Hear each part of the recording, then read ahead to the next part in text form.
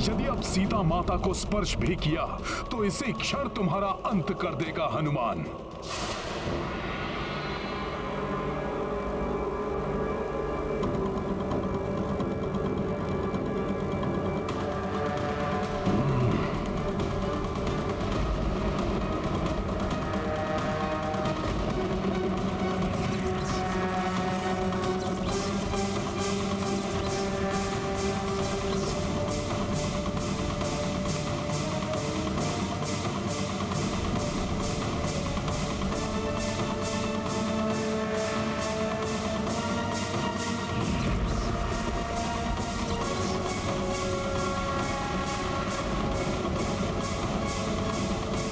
स्वामी,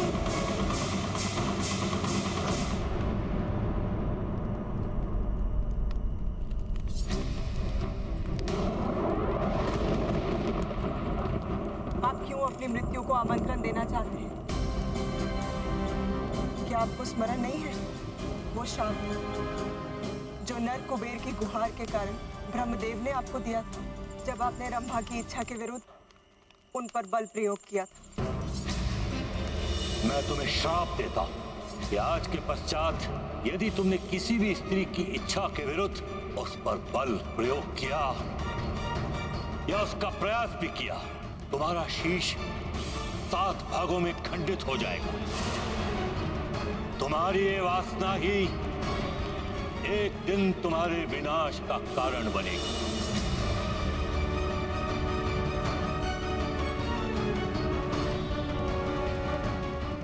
बल प्रयोग किया और मेरे 100 टुकड़े नहीं नहीं, श्राप सत्य भी हो सकता है।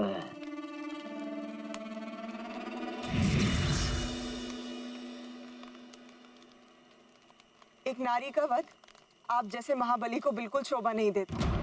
यदि देवी सीता अपनी इच्छा से आपको स्वीकार नहीं करना चाहती तो आप इन्हें पूर्ण सम्मान के साथ इनके पति के पास वापस भेज दें। इनके यहाँ रहने का अर्थ होगा एक बहुत बड़ी विपदा को आमंत्रण देना। विपदा आएगी किंतु मुझ पर नहीं, इस पर। सीता, तुम्हें जो अवधि मैंने दी थी उसमें 2 माह और शेष। 2 माह और मैं तुम्हारी प्रतीक्षा करूंगा। तत्पश्चात भी यदि तुम मेरी शैया में नहीं आए, मेरे कलेवा के लिए तुम्हारे टुकड़े कर देंगे। अनुचर्य, साम दाम दंड भेद कोई भी नीति अपनाओ, किंतु इस मिथिला की राजकुमारी को इतना विवश कर दो कि ये स्वयं ही हमें अपनाने के लिए तत्पर हो जाए। दुष्ट मरण रहे। इस कार्य में असफलता का अर्थ है इसके साथ ही तुम सबकी मृत्यु भी। जी लंकेश।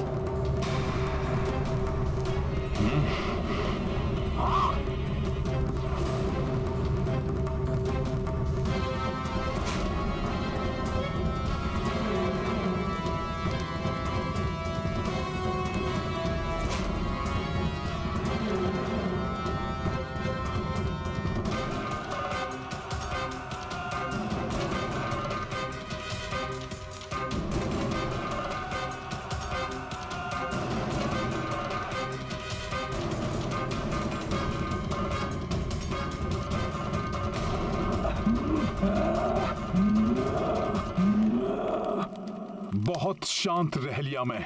यदि अब इन राक्षसियों ने सीता माता को कष्ट दिया तो इनका यही अंत कर दूंगा मैं।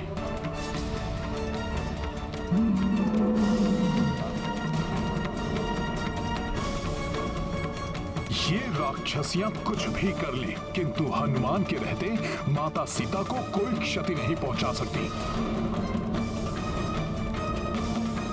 भयभीत करना चाहती है ये माता सीता को। मैथिली, लंकेश का अपमान करके तूने अच्छा नहीं किया। इसका दंड तो तुझे निश्चित ही मिलेगा। लंकेश हमारे भगवान है, हम उनका अपमान सहन नहीं करेंगे। तुम्हारी भलाई इसी में है कि भूल जाओ भिक्षुकपति को, स्वीकार कर लो महाराज रावण को, अन्यथा हम लोग खा जाएंगे तुम्हें। भोजन बनाओगी राक्षसियों? जिस क्षण तुमने माता सीता को स्पर्श किया वही क्षण तुम लोगों के जीवन का अंतिम क्षण होगा। ये तुम्हारे जीवन का अंतिम क्षण है, स्वीकार कर लो हमारे भगवान लंकेश को। अनुचित है ये सब, किंतु मैं महाराज के आदेश के विरुद्ध कुछ कर भी तो नहीं सकती। हनुमान की सहन शक्ति की सीमाएं लांघ रही हैं ये राक्षसियां। अरे मूर्ख, जिस नर की तुम प्रतीक्षा कर रही हो वो तो तुम्हें कब का बुला चुका, नहीं तो आ नहीं गया हो तब तक। स्वीकार कर लो लंकेश को, भूल जाओ इस वनवासी को, अन्यथा हम सभी तुम्हें खा जाएंगे। प्रभु श्री राम की आज्ञा का पालन करना है, इसलिए अभी इनके बीच जाना उचित नहीं होगा। किंतु माता सीता को प्रताड़ित होते हुए भी नहीं देख सकता, कुछ तो करना होगा।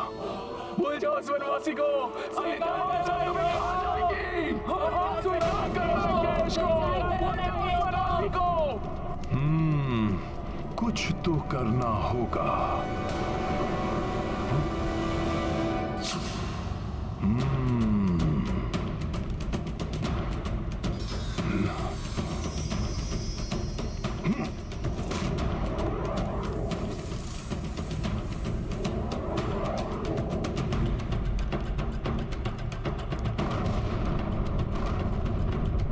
ये क्या? ये विस्फोट कैसा?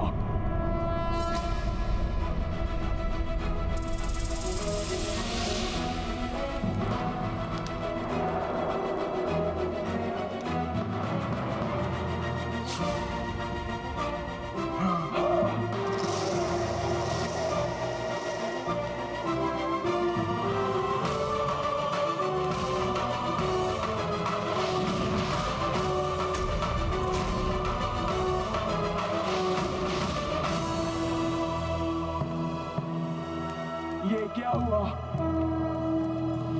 किसने किया ये? अवश्य कोई है वहां पर। जो कोई भी है वहां पर बच के नहीं जा पाएगा। चलो।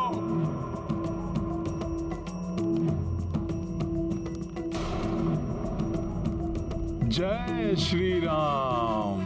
आपकी कृपा से हनुमान की युक्ति सफल रही प्रभु। त्रिजटा, ये क्या हुआ? तुम इतना भयभीत क्यों हो त्रिजटा? बताओ, किसने किया ये सब? बोलो त्रिजटा, ये सुदृढ़ मूर्ति किसने ध्वस्त की है? ध्वस्त हो जाएगा सब कुछ, ध्वस्त हो जाएगी लंका। मूर्ति की ही भांति विनाश हो जाएगा सारे राक्षस कुल का।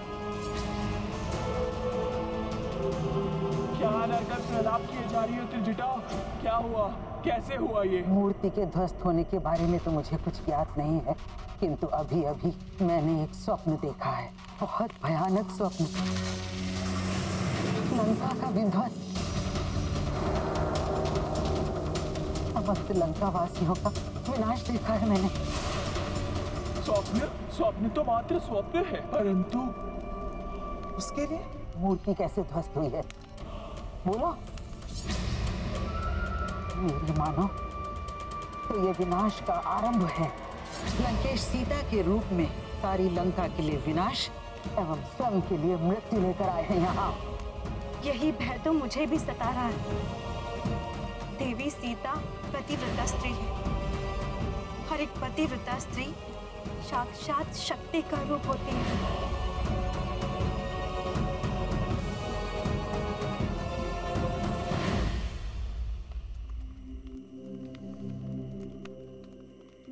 माता को इस असीम दुख से मुक्त कराने के लिए हनुमान को इसी समय जाकर उन्हें अपने और प्रभु श्री राम के बारे में बताना होगा।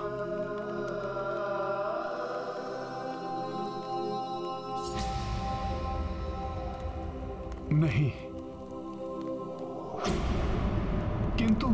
कहीं ऐसा ना हो जाए कि मुझे इस वानर रूप में देखकर माता और अधिक भयभीत हो जाएं, या कहीं माता मुझे रावण का गुप्तचर न समझ लें।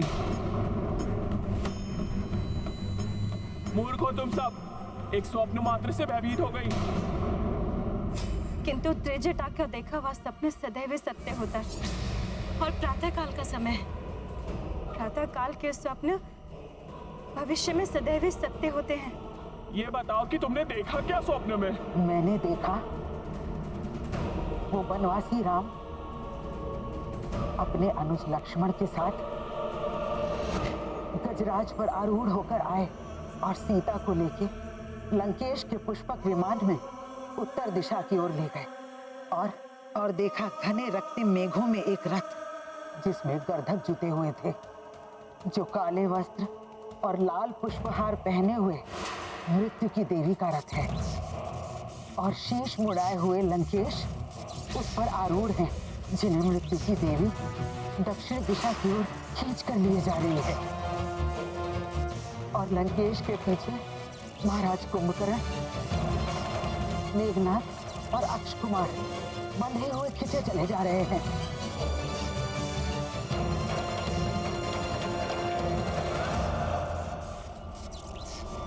और पीछे छूट गई है ध्वस्त लंका, खंडहर बनी हुई, जहाँ चारों ओर अग्नि अपनी दिखाई दे रही है।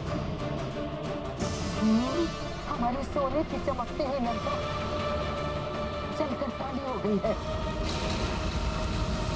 ऐसा भयानक दृश्य था कि किसी की भी आत्मा कांप उठे। मेरा अंतर्मन स्पष्ट संकेत दे रहा है मुझे कि देवी सीता का आना साक्षात मृत्यु की देवी का आगमन है।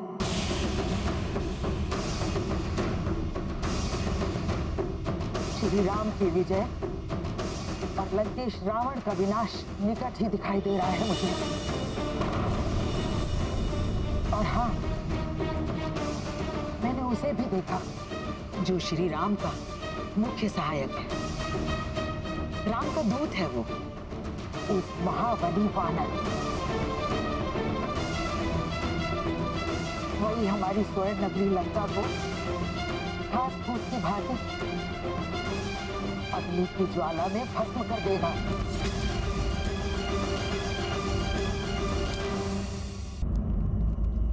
प्रतीत होता है रावण की बातों से माता सीता व्याकुल हो उठी हैं। अपना राजपाट और भाग्य गवाकर वन वन भटकता है, धरती पर सोता है। मैं तो शंका हो रही है कि वो कहीं जीवित भी है कि नहीं।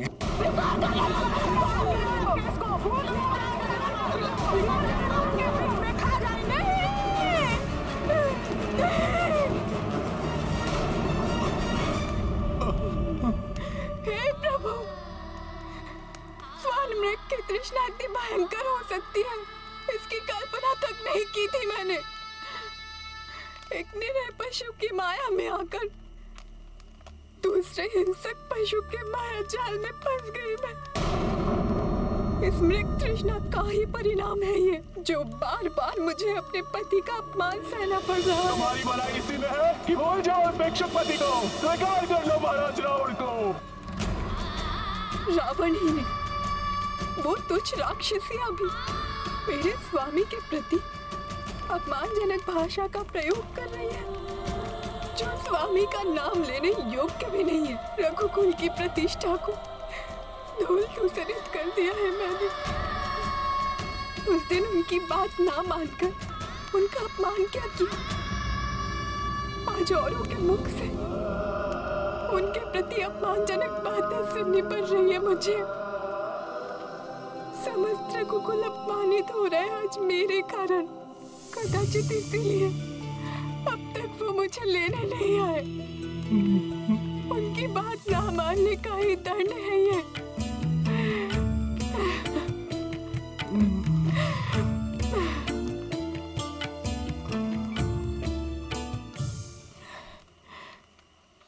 सहस्त्रों राक्षसों का वध करने वाले महायोद्धा मेरे स्वामी रावण का अंत करने अब तक क्यों नहीं आए?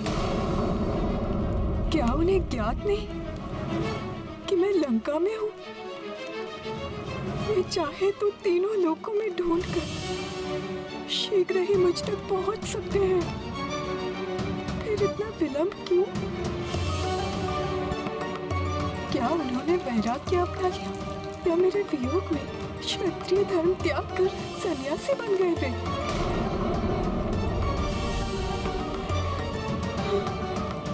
या कहीं ऐसा तो नहीं कि मायावी रावण ने छल से मेरे स्वामी के प्राण हर लिए हो? कुछ तो हुआ है जो 10 माह व्यतीत होने तक भी वे मुझे मुक्त कराने यहाँ नहीं आए।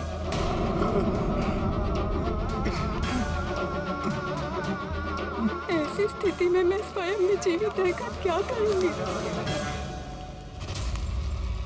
मैं जीवित नहीं रहूंगी।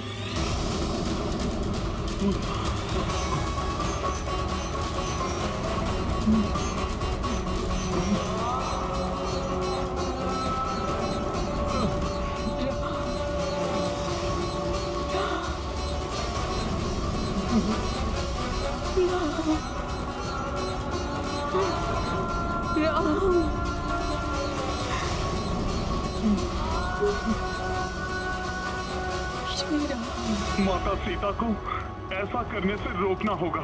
माता को आश्वस्त करना ही होगा। किंतु किंतु किंतु कैसे? कोई तो युक्ति निकालनी ही होगी जिससे माता भयभीत भी ना हो और उन्हें मेरी बात पर विश्वास भी आ जाए। अब तो मात्र एक ही विकल्प है मेरे पास।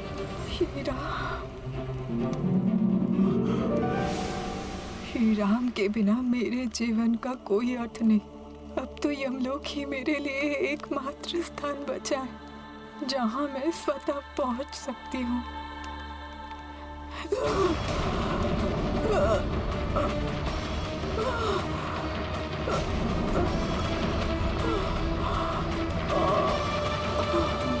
नहीं, माता सीता ऐसा नहीं कर सकती।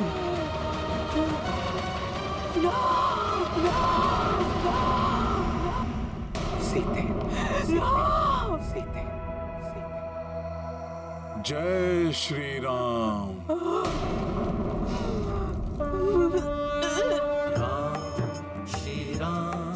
श्री राम जय जय राम। राम श्री राम जय जय राम।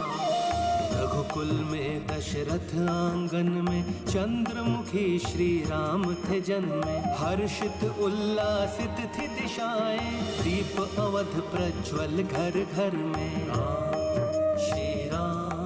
श्री राम जय जय राम। राम श्री राम जय जय राम। स्वामी के नाम की ध्वनि यहाँ लंका में, ये कोई माया है या मेरा दिवा स्वप्न या मेरा भ्रम? कुछ तो अच्छा होने का आभास हो रहा है मुझे। शिव धनुष की प्रत्यंचा चढ़ाई, जीता स्वयंवर जान की पाई। पितृवचन हेतु चले वन को, प्राण जाए पर वचन न जाए। श्री राम जय जय राम। राम श्री राम जय जय राम। ये मधुर स्वर लहरी कहाँ से आ रही है? कोई मधुर स्वर में मनोहर सा गीत गा रहा हो जैसे। बहुत ही पवित्र और मन को शांत करने वाली ध्वनि है ये। ऐसा प्रतीत होता है जैसे कोई मध्यम स्वर में लोरी गा रहा हो। यज्ञ में करते असुर अनिष्ठा, राम विनाश किए सब भ्रष्टा। पंचवटी बसे वध कर डाले, घर दूषण और ताट का दुष्टा। श्री राम जय जय राम। राम श्री राम जय जय राम।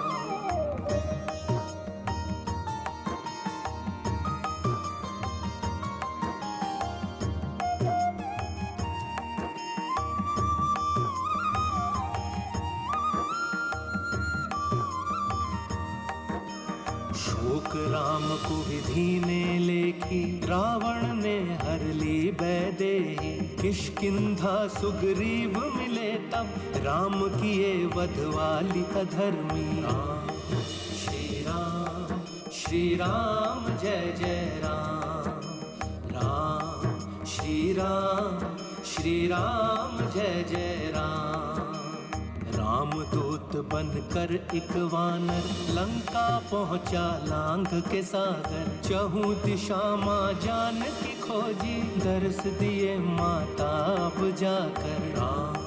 श्री राम जय जय राम, राम श्री राम जय जय राम, राम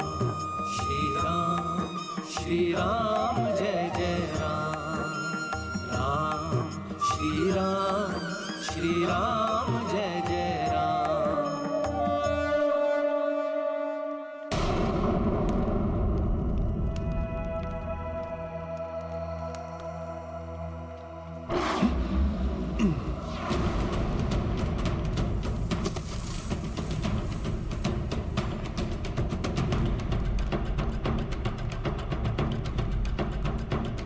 प्रणाम माता। देखा स्वामी, कैसा अलौकिक, अद्भुत और पवित्रता से भरपूर क्षण है ये। हाँ देवेश्वरी, रामदूत हनुमान की ओर देवी सीता का प्रथम बार देखना, हनुमान का भी अपनी श्रद्धेय माता सीता का ये प्रथम दर्शन, इन दोनों के दर्शनों का ये प्रथम क्षण श्री राम की कथा में सिद्धि सर्ग के रूप में जग प्रसिद्ध होगा। जो मनुष्य इस दृश्य का मन में भी अवलोकन करेगा या इसके बारे में पढ़ेगा या सुनेगा, उस पर श्री राम, देवी सीता और रामदूत हनुमान तीनों की अपार कृपा होगी।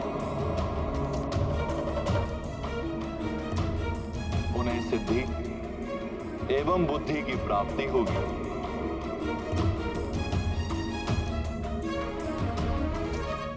ये सत्य है या स्वप्न? वो गीत वाला वानर साक्षात मेरे समक्ष है। ये मेरे मन की कल्पना नहीं, सत्य है ये।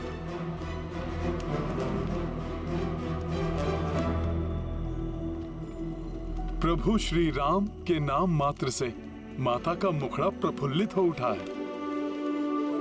जैसे घने मेघ छट जाने से सूर्यदेव चमक उठते हैं।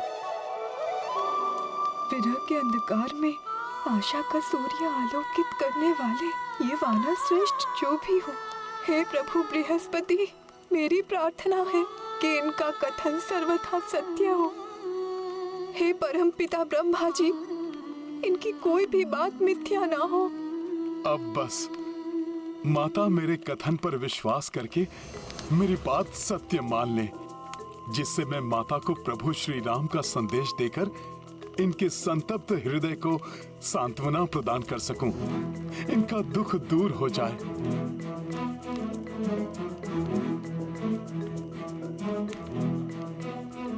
कौन हो तुम? मेरे समक्ष आओ और अपना परिचय दो।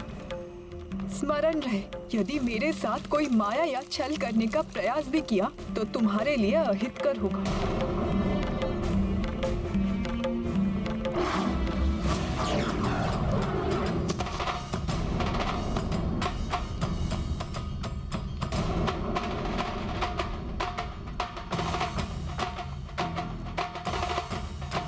प्रणाम माता।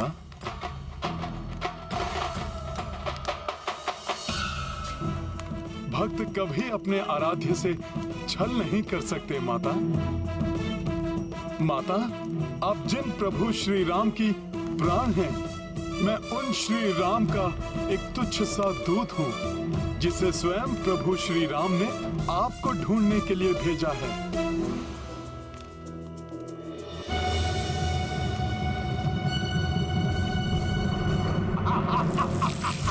लंकेश दशानन रावण! बस बंद करो अपना ये छल।